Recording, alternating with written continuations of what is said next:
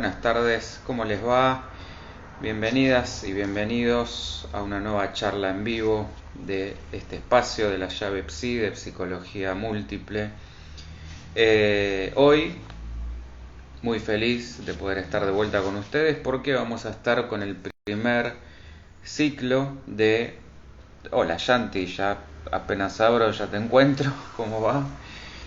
Con el primero de los ciclos, decía, de preguntas y respuestas. Ya había anticipado un poquito con los diversos vivos que venimos teniendo. Hola Ana María, ¿cómo va? Que se iba a dar una dinámica. Hola, ¿cómo estás Yanti? Un placer. Una dinámica, decía, que espero que sea bastante más dinámica, valga la redundancia, porque vamos a ir alternando entre temas que les voy a ir proponiendo, como habitualmente solía hacer, más grandes mitos, más grandes casos, más este ping-pong de preguntas y respuestas, más todo lo que pueda ir surgiendo y que ustedes, por supuesto, también se animen a proponer, como pueden ser experiencias propias, como pueden ser... Hola Carlita, ¿cómo va? También bienvenida ahí con el corazoncito violeta, no podía faltar. Bueno, como pueda ser todo lo que a ustedes se les ocurra y que pueda aportar cosas diferentes y que sean, por supuesto, de interés y al mismo tiempo entretenidas, que sean espontáneas, que sean propuestas interesantes. Bien, bueno, para quienes se sumen quizá por primera vez, disponen de todas las redes para conocernos: Facebook, Instagram, con este tipo de charlas habituales todos los lunes a esta hora. La página, layavepsi.net, donde van a poder encontrar todo este material subido, más, quien le interese, formaciones, capacitaciones, cursos, talleres. Así que pueden recurrir a todo eso para conocernos un poquito más. El enfoque, siempre lo recalco, es múltiple en el sentido de un abordaje integrativo, biopsicosocial, espiritual, donde fundamentalmente lo que pretendo es que se puedan llevar un pensamiento crítico, o sea, donde no haya una bajada de línea de ningún tipo, sino abrir lo más posible, conocer todas las diferentes y múltiples posibilidades, y a partir de ahí que cada uno pueda construir su propio pensamiento, su propio criterio. Esa es un poco la idea. Bueno, sin más preámbulos, vamos a ir a este ping-pong que, como ustedes ya saben, la consigna es que ustedes propongan, sean quienes determinen el o los temas. Hoy por suerte tenemos unos cuantos, así que voy a arrancar por esos. Igual, quienes no se animaron, Yanti, Ana María, Carla, pueden proponer otros y lo pueden hacer ahora, que puedan estar relacionados o no. Si llegamos a tocarlos, perfecto, si no, quedarán para una futura emisión. Pero bueno, yo de momento tengo, si mal no recuerdo, convivir con un narcisista patológico. Esto lo había propuesto Miriam. El tema de las redes sociales y los menores, esto lo propuso María Fernanda. El tema de un análisis sociológico, micro y macro, de la realidad actual argentina, esto lo propuso Viviana. Y tenemos también procrastinación, que esto lo propuso Karina. Así que bueno, muchos de estos temas se están hilando hay una relación. Así que vamos a ir arrancando por orden de llegada. Vamos a arrancar con el tema narcisismo, que es un tema central y por ahí uno de los más extensos en cuanto a profundidad y para poder explicarlo. De esto justamente estuvimos hace poquito hablando en este nuevo emprendimiento que tengo junto a dos colegas en Tertulia. De hecho también eso está subido a YouTube en la página de esta radio de Playbuff. Esto es con B corta, playbuff.com.ar. Suscríbanse al canal, además del nuestro, para que puedan ver los distintos programas a medida que se suben. Esto sale cada 2 jueves, o sea, el segundo y el cuarto jueves de cada mes, de 20 a 21:30, y es por streaming, por internet. En ese espacio estamos 2 colegas junto a quien les habla y un invitado que va siendo diferente programa a programa, donde charlamos sobre distintas temáticas, por eso tertulia. Bueno, y en el último hablamos sobre el narcisismo. Estuvo muy interesante, así que los invito a verlo. Carla lo escuchó, muy bueno y divertido. Bueno, muchísimas gracias, Carlita. De todas maneras, para quienes no lo hayan hecho, yo voy a hablar un poco sobre lo que se dijo en ese programa, más ampliar un poquito más algunos conceptos. Para hablar de narcisismo, primero es fundamental que diferenciemos lo que son los rasgos de lo que habitualmente en psicoanálisis se conoce como una estructura. O sea, la estructura es lo más nuclear y estable de una persona. Esto viene ya desde los primerísimos años. Ahí el psicoanálisis va a decir que se conforman fundamentalmente 3 estructuras distintas. Esto también lo pueden ver en una charla anterior que hace poquito di sobre las distintas estructuras, que ahí en profundidad vemos cada una. Pero básicamente el psicoanálisis nos va a decir que hay 3 posibilidades. La neurosis, que vendría a ser como la estructura de, entre comillas, la gente normal o sana, de la mayoría se supone. Después tenemos la estructura perversa, que es justamente la que corresponde a la cuestión narcisista, y la estructura psicótica, cuando ya estamos hablando de una escisión de la realidad a través de delirios, alucinaciones, bueno, lo que conocemos habitualmente como psicosis, y por ejemplo la esquizofrenia sería la forma por ahí más entendida o más conocida de poder reconocerla. Ahora, dentro de una estructura narcisista, o dentro, mejor dicho, el narcisismo se puede manifestar de distintas características. Si hablamos de rasgos, que esto ya sería características específicas que tenemos todas las personas tienen distintos rasgos de personalidad.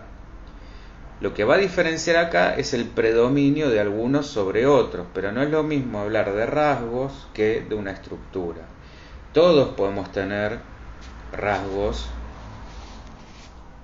de lo que sea, ya que estamos con el narcisismo, vamos a meternos ahí, donde esto estaría caracterizado por ejemplo, una excesiva vanidad, un yo bastante exaltado, como una excesiva confianza en uno mismo. Bueno, esto como rasgo lo podemos encontrar en una estructura neurótica con rasgos narcisistas.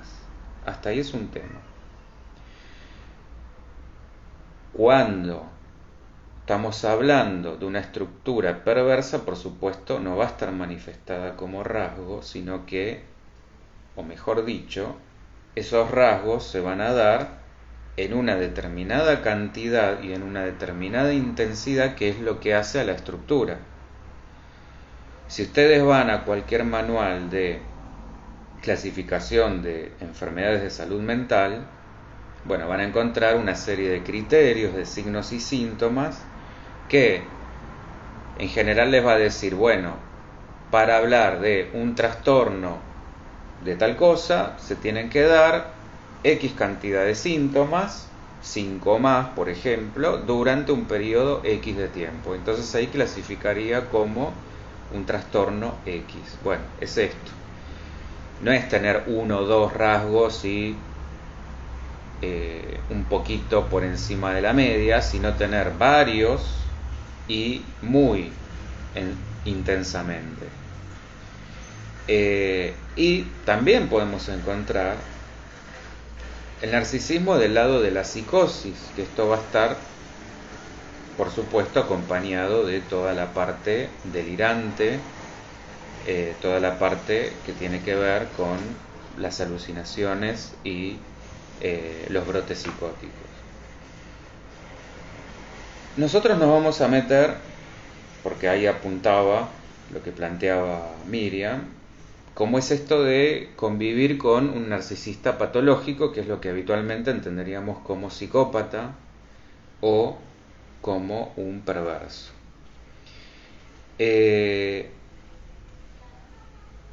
Y donde acá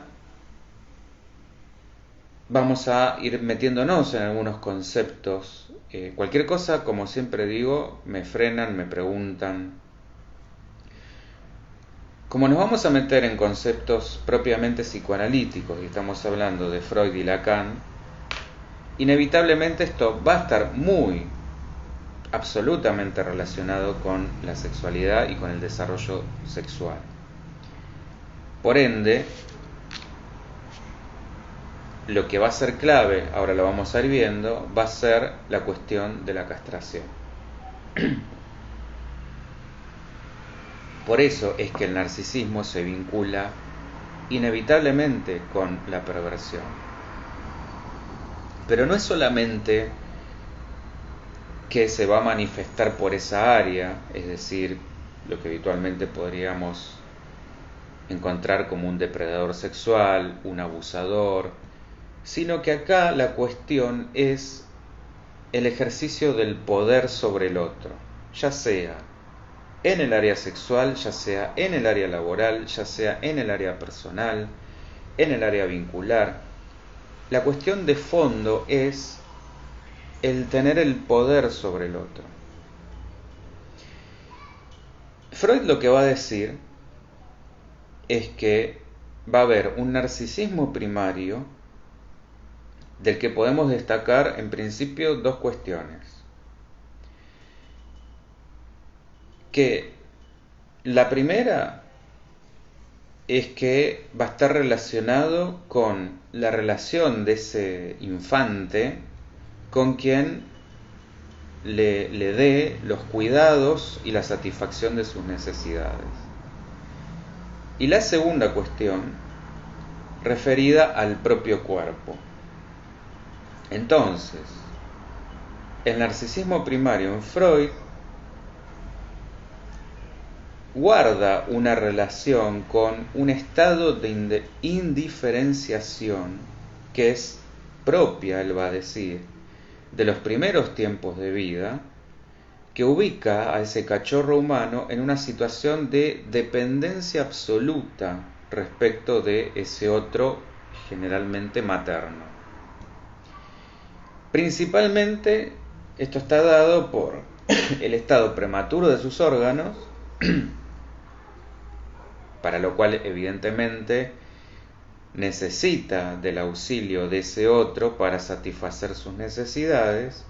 Y en lo relativo al segundo punto, esto que decía de el propio cuerpo, se va a desprender del autoerotismo. Para Freud, en la medida en que la madre o quien cumpla esa función, porque esto ha venido cambiando con los últimos tiempos, contextualicemos en el momento en que él lo escribía, en la medida en que esta persona, que esta función sea capaz de satisfacer esas necesidades del niño, aparecerá como el primer objeto amoroso, se va a constituir como el primer objeto de amor. Entonces ahí Freud va a decir que ese infante va a elegir sus objetos sexuales tomándolos de sus vivencias de satisfacción.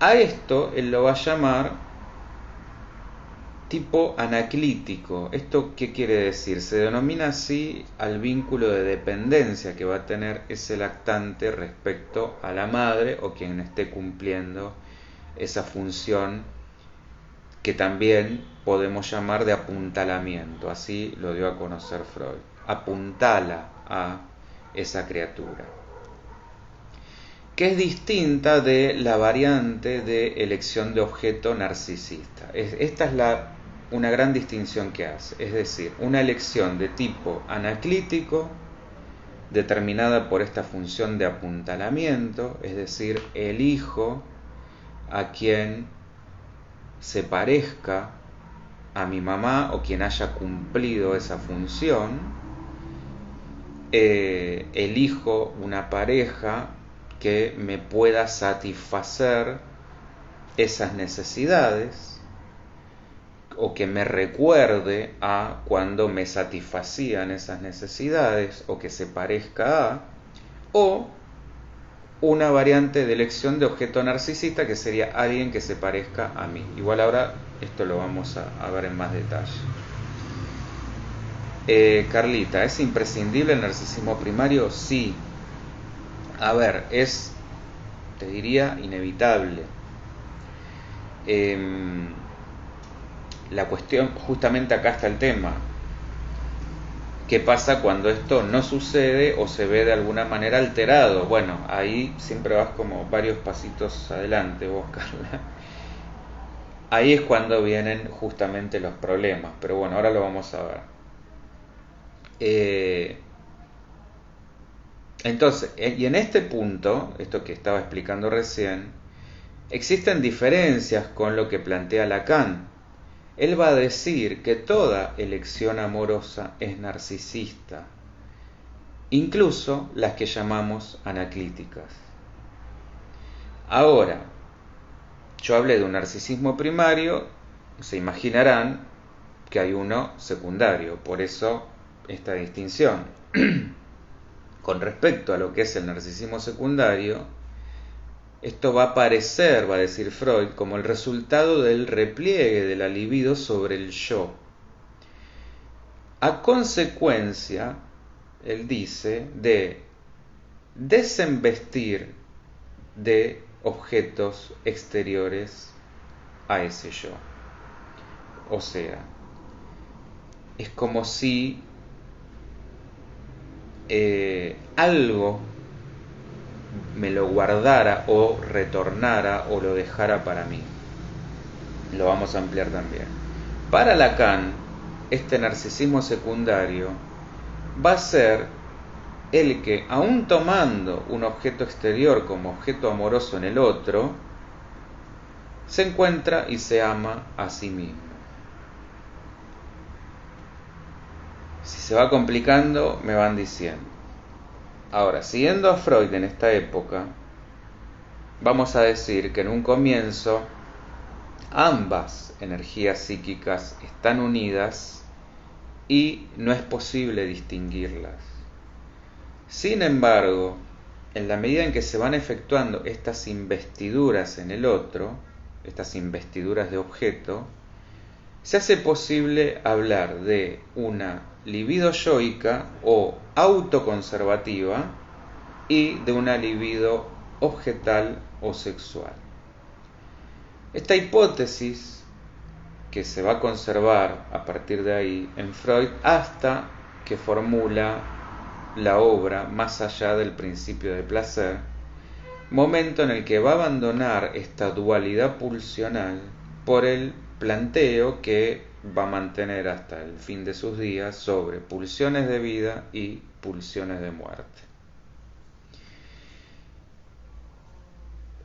Vamos a empezar a hacer un resumen y viendo un intercambio entre Freud y Lacan. Carla, edad del narcisismo secundario. Y a partir, mira, la primera elección de objeto ocurre con el complejo de Edipo. Esto sería entre los 3 y los 5 años aproximadamente. Después se da un segundo momento que es ya entrada la adolescencia, que sería como en realidad la culminación o la terminación de la elección objetal. Freud va a decir que uno pasa del narcisismo a este amor objetal por una necesidad para no enfermarnos de amor, porque el hecho de depositar esa libido sobre un objeto externo, él va a decir, ocurre cuando la investidura del yo con esa libido ha sobrepasado una cierta medida, un cierto umbral, como si esto fuera una suerte de depósito y pasada una determinada medida debe, para no enfermarnos, para que esto no se sature, tenemos que llevarla hacia afuera. Con esta misma idea de umbral, pero explicada de una forma distinta, a partir de una identificación primordial con la Gestalt, esto sería con la forma, con esa forma exterior del otro, en lo que Lacan llamó el estadio del espejo, cuando esa criatura puede empezar a reconocerse, va a decir que la imagen especular parece ser el umbral del mundo visible y que hará posible establecer una relación del organismo con su realidad. En otras palabras, que esa identificación alienante con esa imagen venida del otro o desde el otro hace posible el paso al reconocimiento del otro. Esto sería en el momento que me identifico y hago mía la imagen del otro. Empiezo a poder distinguir al otro como separado de mí. Y siguiendo a Lacan, vamos a decir que es el otro, bien, esto sería el otro con mayúscula, es decir, este otro fundamental, este otro primordial, en tanto lugar donde se va a situar la cadena significante, lo que va a dar las posibilidades para que el sujeto sea y se haga presente. Que ese grito de malestar se transforme en demanda y que ese infante pueda hacerse un lugar para habitar en esa red de significantes. Esto es gracias al reconocimiento y atribución de una subjetividad. A partir de ahí es que el sujeto empieza a ser efecto del significante. A esto nos referimos cuando decimos reconocimiento y atribución de subjetividad. Este movimiento es el que tiene que ser realizado por ese otro con mayúscula y justamente atribuir una otredad en ese, ya sea grito, ya sea llanto, un saber, atribuir un saber en ese grito, en ese llanto, en ese silencio. De alguna manera se va libidinizando ese cuerpo en lo que llamamos, esto que yo decía antes, el autoerotismo. Es decir, se lo va narcisizando. Este es el punto. A partir de ahí empiezo a narcisizar ese cuerpo.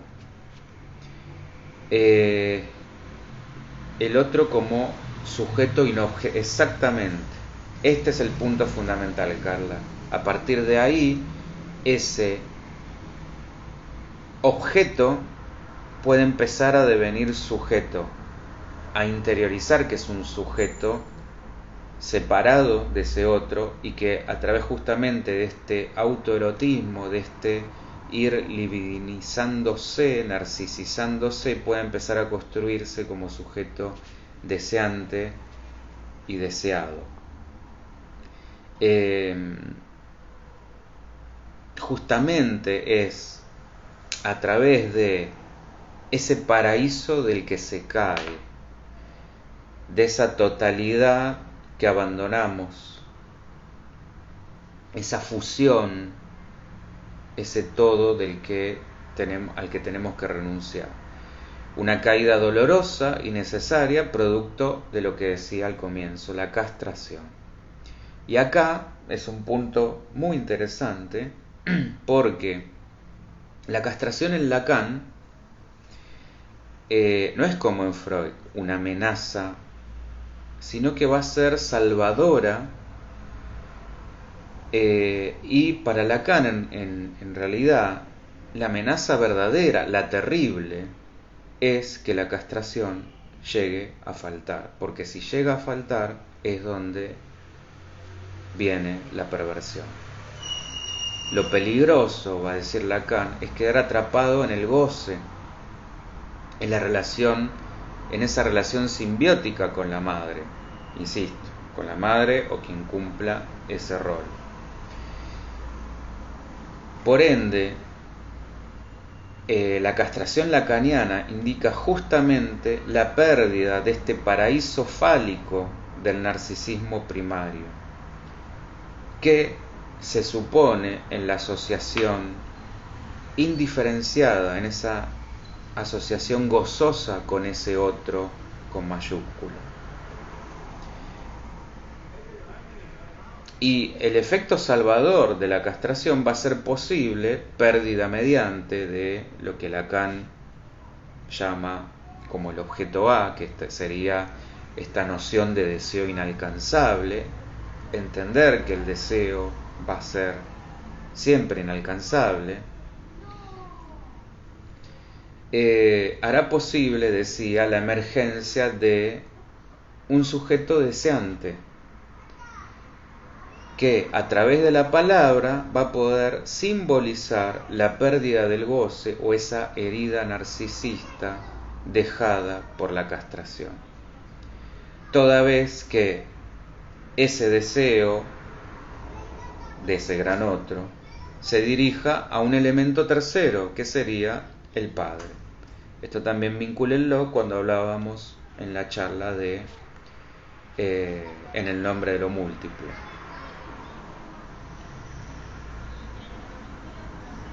En palabras de Lacan, esto sería, y suena casi hasta bíblico, en el principio era el goce,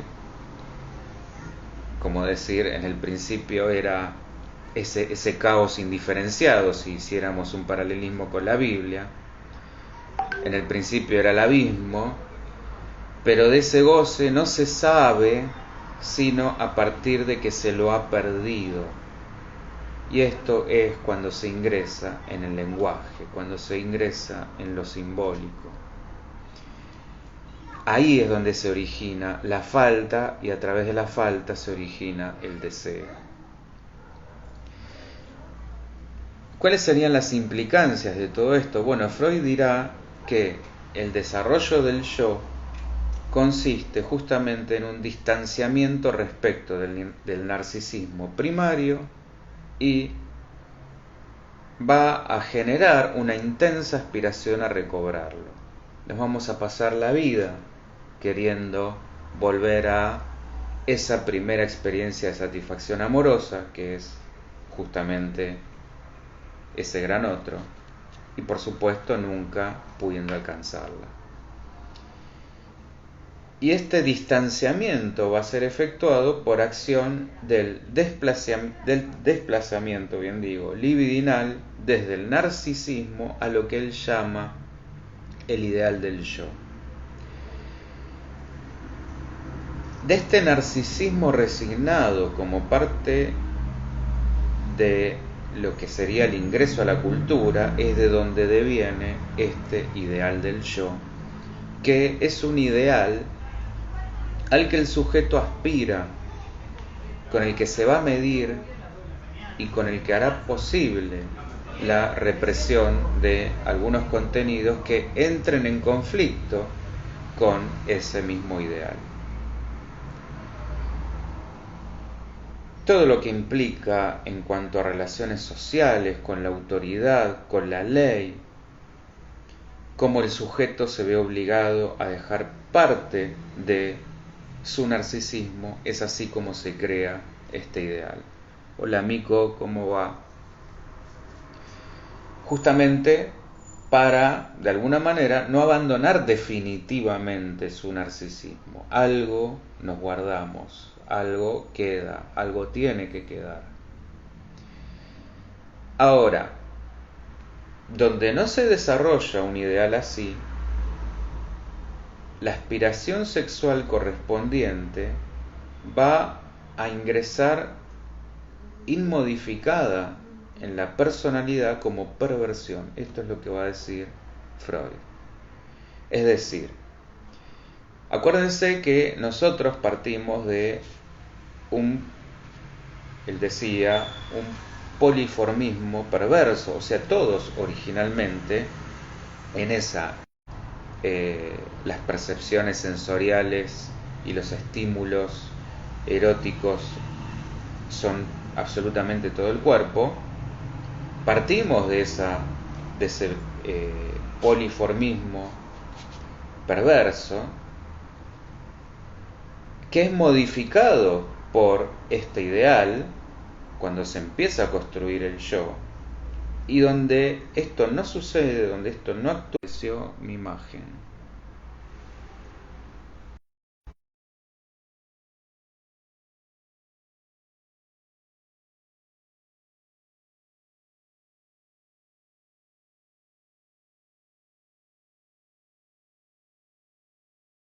No sé qué pasó, se había desactivado la cámara. Bueno, por las dudas, repito esto último para Instagram por si no salió, que si este ideal no modifica este poliformismo perverso, se va a manifestar ya sea como rasgo o directamente como una estructura perversa.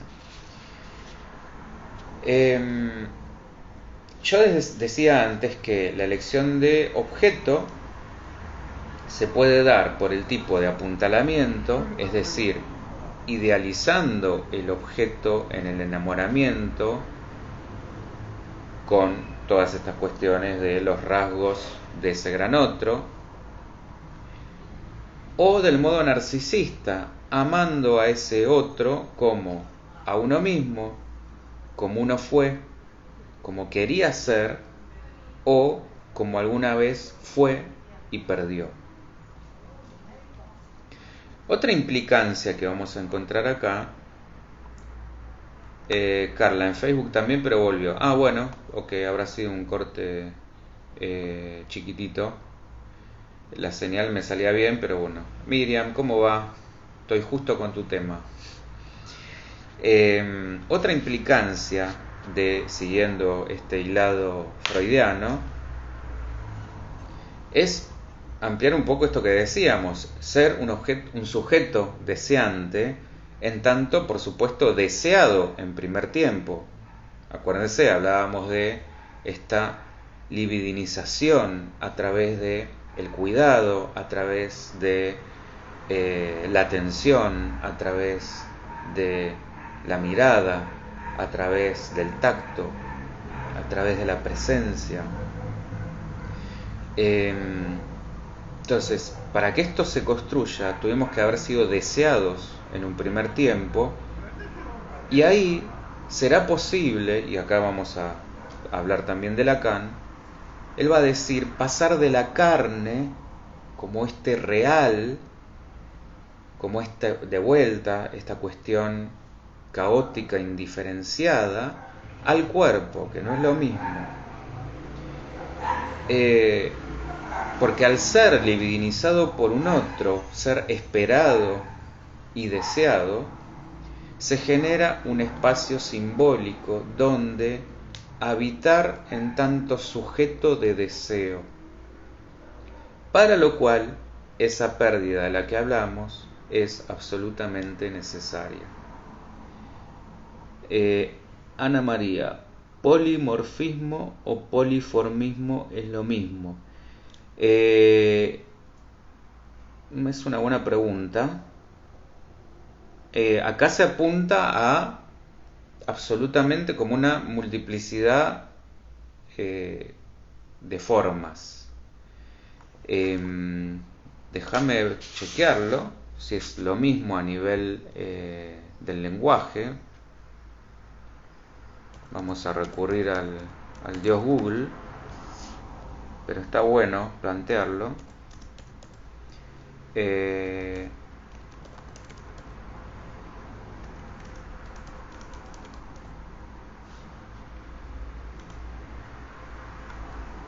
Yo calculo que no, pero bueno, vamos a verlo.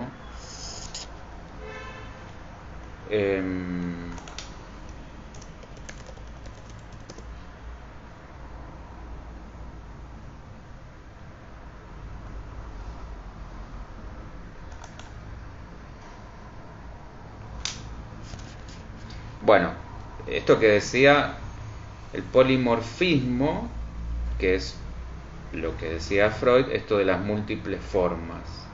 Ahora, vamos a ver la etimología de poliformismo. Yo calculo que es lo mismo.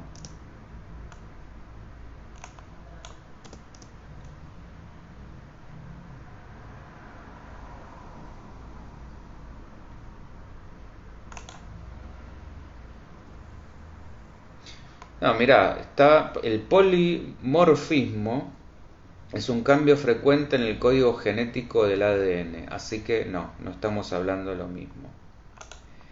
Es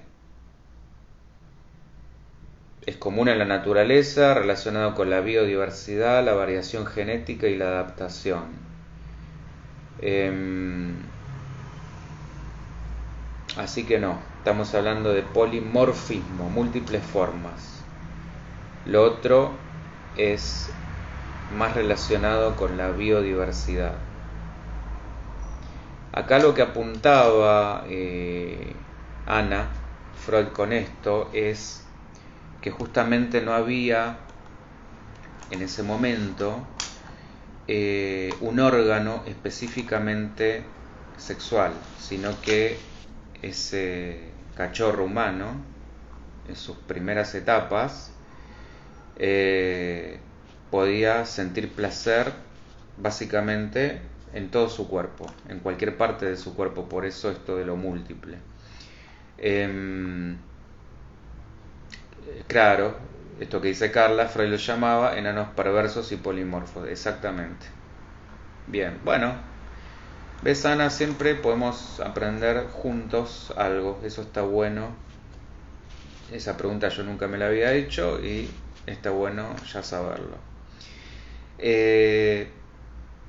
Bien, entonces, vamos a hacer una suerte de síntesis. Con el ingreso a el orden simbólico, se hace necesario e impostergable el atravesamiento por la castración. Esto deja como resultado una pérdida fundamental que va a ser el camino de acceso al complejo de Edipo. La subjetivación y la sexuación de un sujeto deseante.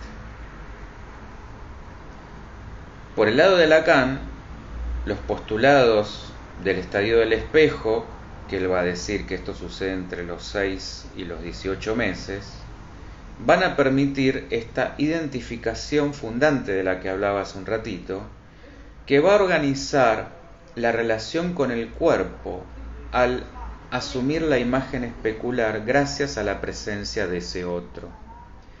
El que con su mirada, con sus cuidados, con su dedicación, va a ser posible la emergencia de un cuerpo libidinizado y organizado.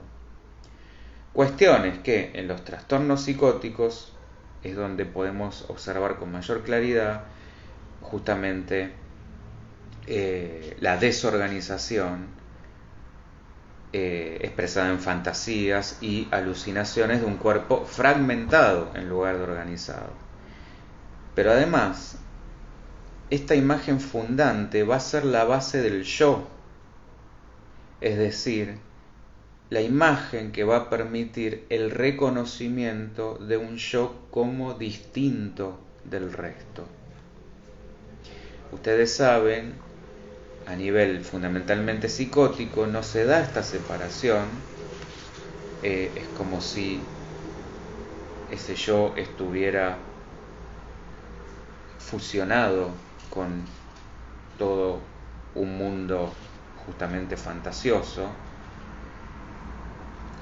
Lo que está separado es justamente de la realidad, o fragmentado en múltiples realidades. Y en el caso del perverso es el no límite, es el no filtro. Ahora lo vamos a ver igual. Freud va a agregar que el desarrollo psicoemocional va a ser un continuo evolutivo desde esta relación sin conciencia de diferenciación hacia una relación conscientemente diferenciada. Desde lo que Freud llama narcisismo primario, que correspondería aproximadamente a esta fase autosensorial, hasta lo que llama la relación genital, que va a ser la relación madura con una conciencia de identidad mutua y diferenciada.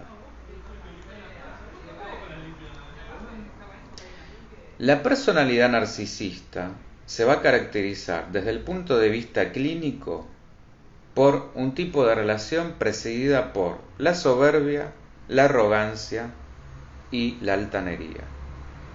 Estos tres rasgos son expresión manifiesta de la sobrevaloración o la idealización del propio yo o del self. A esta tríada, soberbia, arrogancia, altanería, la vamos a acompañar y complementar con una actitud de desprecio y desvalorización de las demás personas. O sea que si tuviéramos que definir lo que sería un perfil narcisista, es este tipo de cuestiones: soberbia, arrogancia, altanería, esta excesiva idealización, una grandeza muy idealizada, acompañada de el desprecio y la desvalorización del otro. El narcisista, para salirse por la suya, para cumplir sus objetivos, no mide, no empatiza y si tiene que destruir al otro, lo va a hacer. Este es el punto fundamental para que podamos reconocer qué sería esto que planteaba Miriam, convivir con una persona narcisista. O sea, encuentra un goce en lo que es el desprecio, la descalificación y la destrucción del otro para poder cumplir sus objetivos. Manipula, encandila, seduce, va a encontrar, es muy hábil para pescar la vulnerabilidad en el otro y a partir de ahí poder justamente cumplir sus objetivos. Miriam, ¿se deja de ser narcisista? No, no hay cura para esto. ¿Cuál es si uno detecta esto? Huir, correrse, alejarse. Como dije al principio, si estamos hablando de rasgos de la personalidad, no son peligrosos porque hay un registro, hay empatía, hay una autocrítica. Son solamente rasgos de por ahí una autoestima un poquito por demás exagerada. Ahora, pero estas personas no hacen un daño al otro. Si estamos hablando de una estructura, lo que habitualmente conocemos como psicópata perverso, no hay registro, no hay empatía, no le importa nada ni nadie, más que es él mismo. ¿Se arrepiente, se da cuenta? No y no. A lo sumo pide perdón, pero de la boca para afuera, para no ser descubierto o expuesto. Son encantadores, sí. Huelen al débil, sí. Exactamente. Son justamente grandes seductores, a diferencia del sociópata. Como lo dice, el sociópata justamente es el antisocial. El sociópata sí puede, haciendo toda una modificación contextual, puede dejar de serlo. El narcisista no, porque no hay una conciencia acá de enfermedad. Se va a dar una superioridad por introyección, esto sería una identificación introyectiva de lo bueno y lo grandioso, es decir, todo lo bueno es mío, y un desprecio altanero por identificación proyectiva, a la inversa de la otra, de lo débil y dependiente, todo lo malo está afuera. Y este va a ser el fundamento de todas las organizaciones narcisistas en lo psicológico, y lo que encontramos, y acá me meto ya un poquito más con lo que planteaba Viviana, en lo sociológico, ¿cómo lo veríamos esto representado? Bueno, a través del fanatismo y el fundamentalismo, ya sea religioso, ya sea político, ya sea económico, etc. En otras palabras, el narcisismo patológico va a ser una organización defensiva y rígida, no evoluciona, no es evolutiva. ¿Es una enfermedad? Sí, claro. O sea, estamos hablando, por eso vos lo traías como patológico. Carla, yo pienso que el narcisista se la pasa hablando de él. No te creas, en esto de lo hábiles que son, muy probablemente en un comienzo, para seducirte y engancharte, se muestre súper, entre comillas, empático, interesado, como que escucha, parecería, pero esto es la máscara que muestra para llegar al objetivo, y una vez que consiguió el objetivo sale su verdadera cara, que ahí sí seguramente se la pase hablando de él, y empiece toda esta cuestión del desprecio, porque ya perdió el interés. Te hacen dependiente totalmente. De hecho, para que funcione ese vínculo, un narcisista va a buscar una persona que tenga mucha empatía.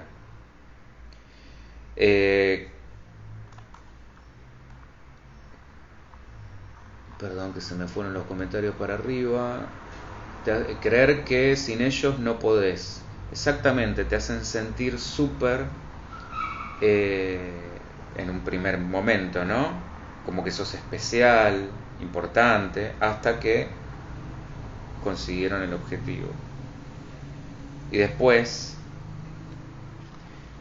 es la manipulación constante, psicológica, emocional, donde todo el tiempo te la van a dar vuelta para hacerte sentir culpable y que la que está equivocada sos vos para seguir sosteniendo el vínculo o salir airosos de ese mismo vínculo.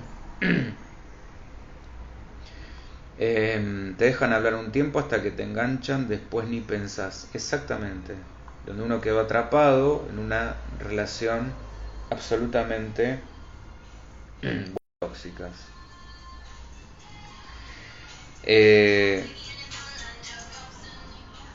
Bueno, y vamos a encontrar 3 momentos del narcisismo, que sería esta indiferenciación de la que yo hablaba en un comienzo, esto del autoerotismo, el narcisismo propiamente dicho y la elección de objeto. Ahí volvió. Se corresponden por una parte con la evolución desde la autosensorialidad, esta falta de diferenciación entre el estímulo y la sensación, y el narcisismo, donde sería la falta de diferenciación entre el yo y el objeto ideal introyectado. A la relación de objeto y por otra a la evolución desde el principio de esa autosensorialidad hacia el principio de realidad, pasando en el medio por el principio de placer.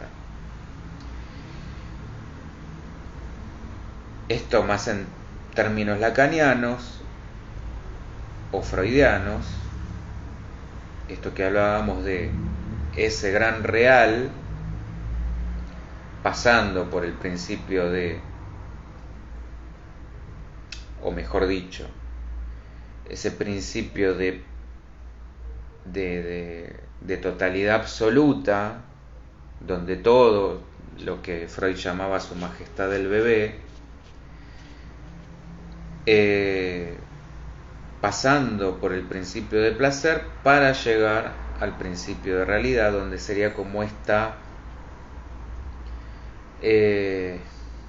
conciliación entre una cosa y la otra, como este intermedio, como esta aceptación entre ese deseo que siempre se va a ir moviendo y la aceptación de la falta, ese punto de equilibrio, digamos.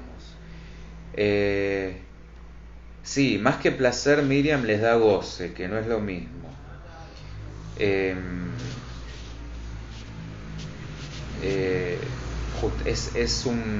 Es un más allá del placer, como decía Freud. Es un goce inacabado, es la pretensión de ese goce absoluto, esto que decíamos al comienzo, un goce sin límites, infinito. Bien, nos hemos quedado cortos. Yo los otros temas no me los voy a olvidar, los voy a dejar anotados para cuando cuando venga el otro ping pong. Sí, un poquito de narcisismo es bueno. O sea, no nos quedemos con la idea. Ya me avisás si está. Ahí está. Bueno, decía, repito por las dudas.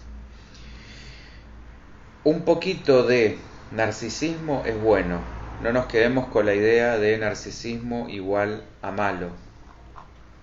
Nos tenemos que, como decía Freud, en ese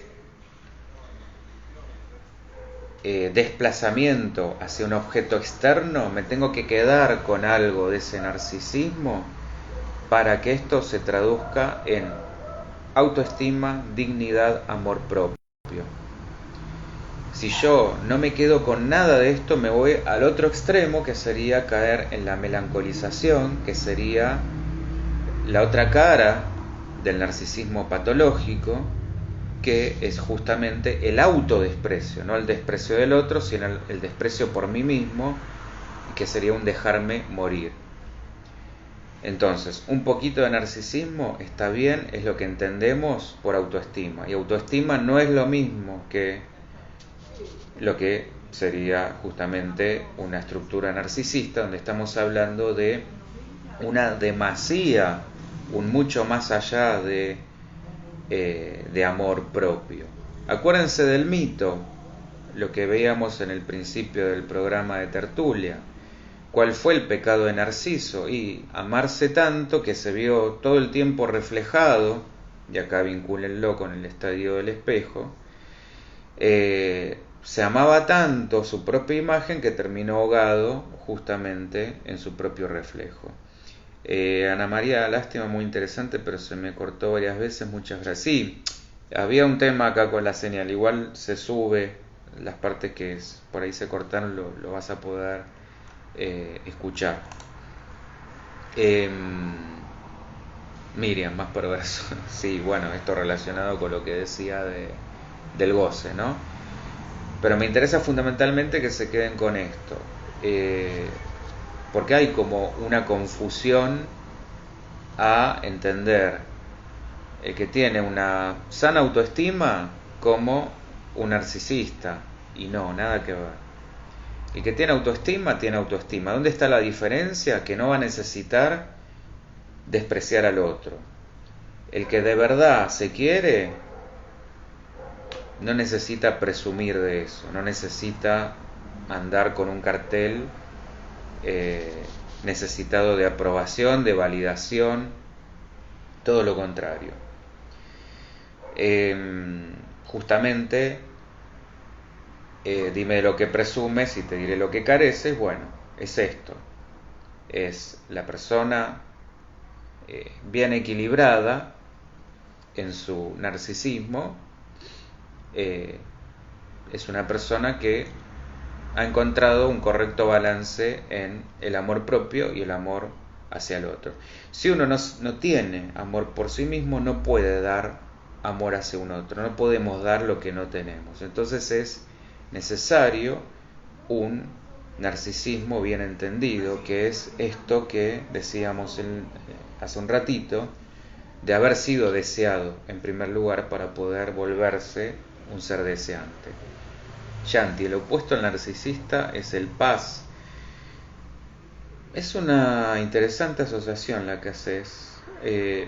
Podríamos verlo de esa manera. El paz, para quien no sepa, es la persona altamente sensible. Sí, porque justamente tiene por demás empatizar, entonces es una víctima muy probable del narcisista. Bien, entonces, entender también que todos empezamos siendo perversos polimorfos hasta que asumimos o no, y de ahí va a depender para dónde nos vayamos, la castración, la falta, y que en la falta se funda el deseo. Entonces, ese deseo de reconocimiento lo tengo que aprender a construir en mí, pero a partir de haber sido reconocido, mirado, deseado, aprobado.